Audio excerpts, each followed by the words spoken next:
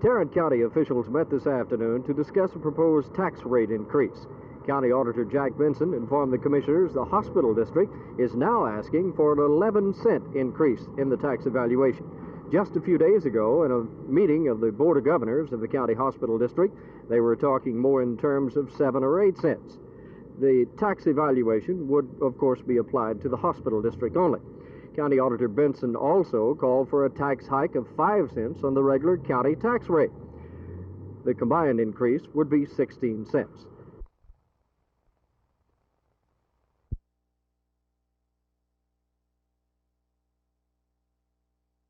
New York City and Buffalo both have decided that about 45 micrograms per cubic meter of particulates would be the standard they adopt. The standard proposed in the board list for residential areas is 60, so this is a third higher than New York is willing to settle for. In a residential area? In a residential area, yes. And this is not to say what they would allow in the industrial area or so forth. But we're concerned, of course, as people who just live here.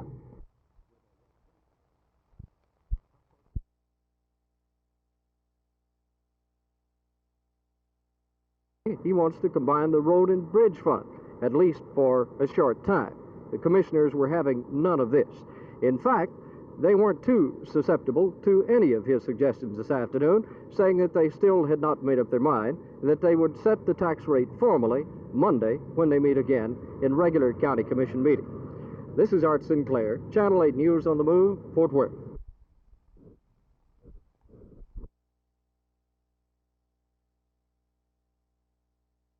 The arguments went on for most of the day here at the Sheraton-Dallas Hotel. The State Air Pollution Control Board's proposed pollution standards don't meet with the approval of most of the people who have come here to argue their case. And today's arguments are over as little as 5 to 15 micrograms per cubic meter of pollutant. That's certainly not very much, but authorities such as Dr. John Chapman charged that the state's proposed standards would allow 1/3 more air pollution in Dallas than New York City permits. And, says Dr. Chapman, the proposed standards are dangerously close to the line where lung damage can occur. It has been asserted that significant injury to human health as a result of ambient air pollution is hard to prove. And it is. I submit 2 points in rebuttal, however. First, it is even harder, indeed it is impossible, to prove that pollution does no harm. The burden of proof, in fact, ought to lie with the polluter, just as it does in the case of new drugs, new appliances, new food additives, and so on. Second, in fact, good biological evidence does exist for effects of sulfur dioxide on ciliary and activity and mucus secretion, on bronchial constriction, and other physiological activities that protect the lung. Whether people like Dr. John Chapman are right or not, enough support for strict air pollution standards can change the state's mind. That happened in Houston, where enough people turned out so that the state is rethinking its proposed standards. From today's hearing in Dallas, officials will decide what they think is right. After that, the only backstop is the National Air Pollution Control Administration in Washington, which controls the purse strings. This is Phil Reynolds, Channel 8 News on the Move.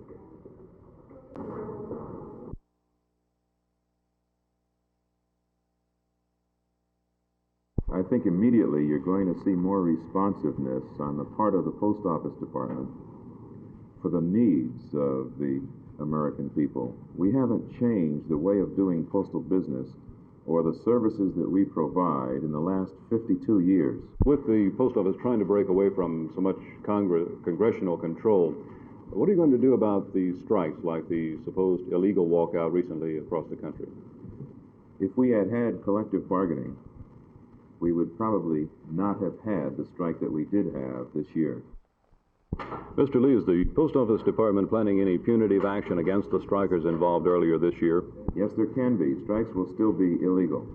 We will, however, have binding third-party arbitration in those instances when grievances and when disputes cannot be resolved through other means. Is there going to be amnesty for those that struck earlier this year?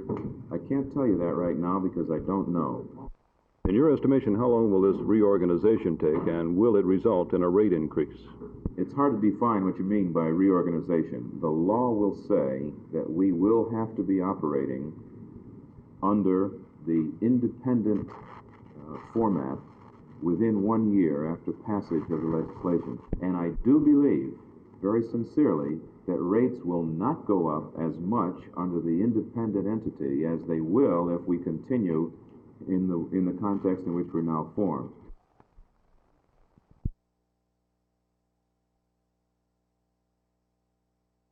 Mr. Cox, what do you hope to accomplish with your meeting in Washington July 16th? Out of this, we hope to arrive at some conclusions that have not been presented before. I think this will be the first time that there's been really an industry-wide conference in which not only government participates, but the air carriers themselves, the Airline Pilots Association, and the air travelers. Why is it so imperative that the airline skyjacking problem be solved? I'd answer that this way, Jim. I feel that it's a foregone conclusion that sooner or later, unless we do resolve this question satisfactorily, that we will have a great tragedy occur. Not only will you lose an aircraft, but 130, 140, 300 lives. I see it like being inoculated against a disease. You take the inoculation so as not to catch the disease. My feeling is that we must leave no stone unturned to solve this problem now before some great tragedy does occur.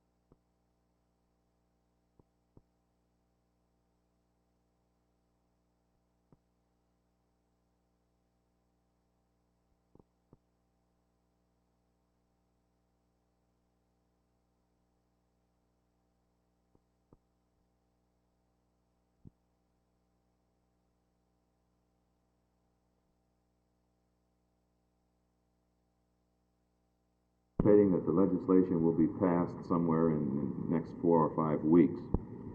So I would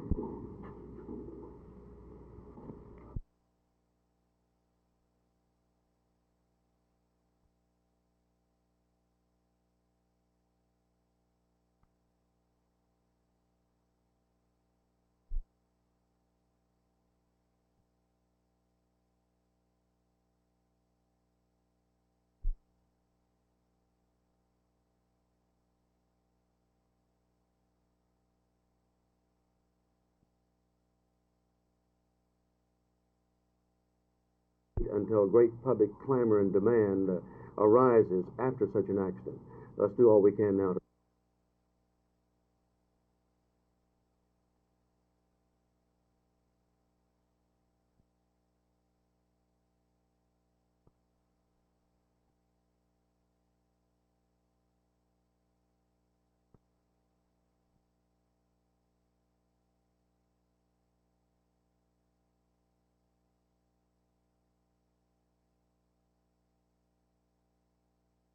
A sizable lineup of dignitaries appearing at this one-day session.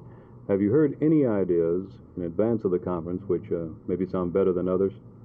Well, there have been many suggestions which have been made, but in my conversation with the various government officials, the air carriers, and the Airline Pilots Association, they've all been studying this subject for a long, long time.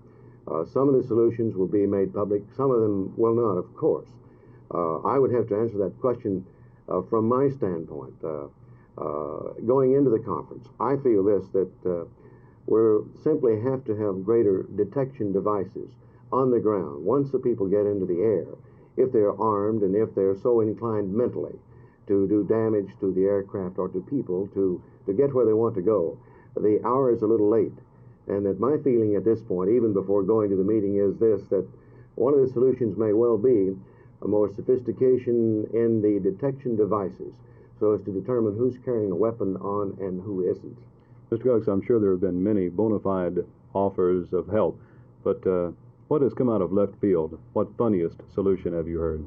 Oh, I'm trying to think of. We've had many solutions. One of them being that all of the major air carriers get together, and that each week they announce that one of them will fly a plane to Cuba, and that they announce to all of those in this country who want to go that they can go for free, and that food and beverages will be provided for them, and free transportation to Cuba.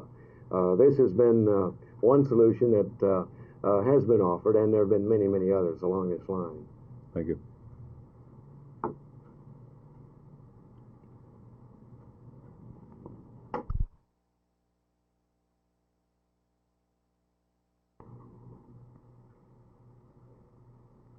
Mr. Cox, why is it so imperative that this skyjacking problem be solved?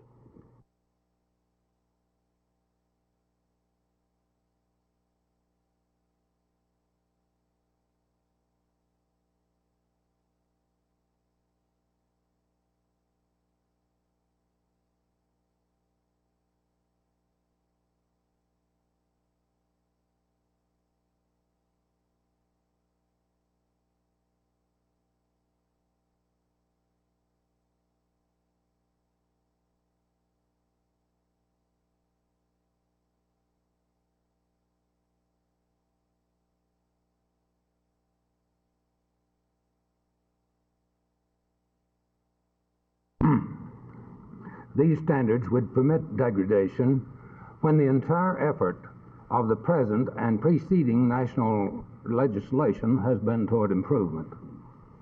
We believe especially the permission to allow particulate pollution in rural areas to climb grams to 75 as an annual geometric mean is in complete contradiction of wise planning.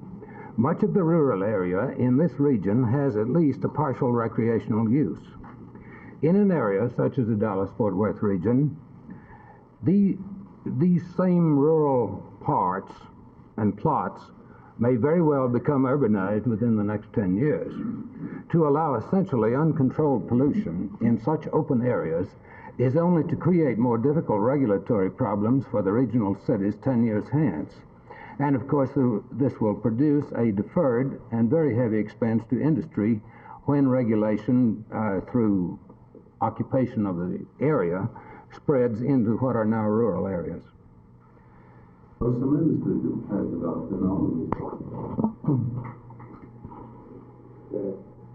Dr. Chapman, you say that the Texas standards are worse than the standards adopted for New York City and Buffalo. How is that? Yes, this is in regard to particulates.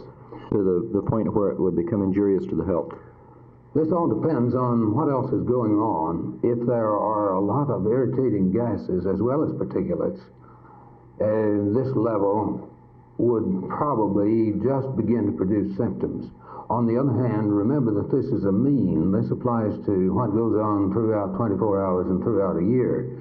And within the mean, there are very many figures when there may be a very high overshoot.